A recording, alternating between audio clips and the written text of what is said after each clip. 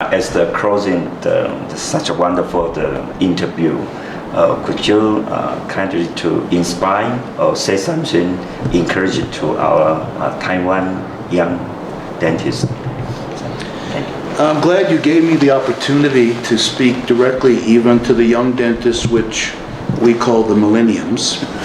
And a very different experience I have with working with millenniums that come to the center. And you know, when we start to understand how two things have happened. Number one is to understand how technology has been able to change what we're capable of doing, but also how technology has changed us.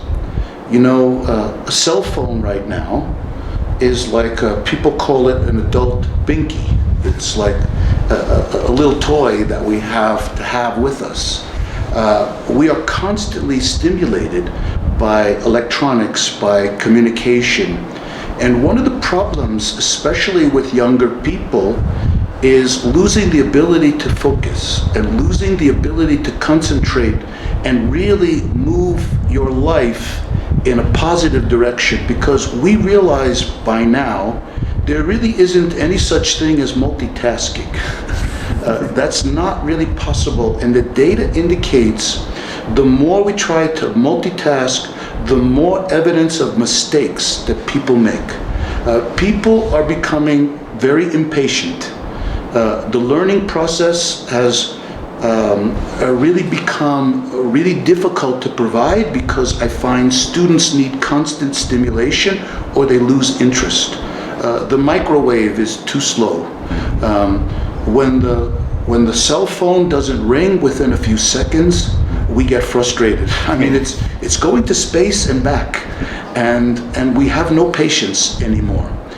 And so one of the things I want to be able to do is hopefully reinstill a thirst for learning, because I really believe unless there's continuous improvement, unless you're willing to dedicate your life to improving what you do for the rest of your life, it's not possible to perfect your skills, it's not possible to become great, and it's not possible to be the best you can be.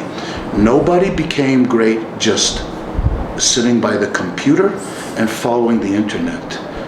We have to be able to not only learn the skills into our brains, we have to get it into our hands. And it takes what I'll call deliberate practice. It takes somebody willing to help you and willing to tell you when something's not correct. What I tell my students, you should be happy when I tell you that something's not right, or I try to help you, because I'm only trying to help people I care about. If I didn't care, I wouldn't try to help. And I think for younger students or younger dentists, I think what I'm trying to say is, you will be great, but it will take some time, and you have to be willing to put in the work. And if you're going to come to the lecture, you really need to work through the lecture, because you have to give the lecture a chance to transform your mind. And if you're spending too much time multitasking, I won't change anything.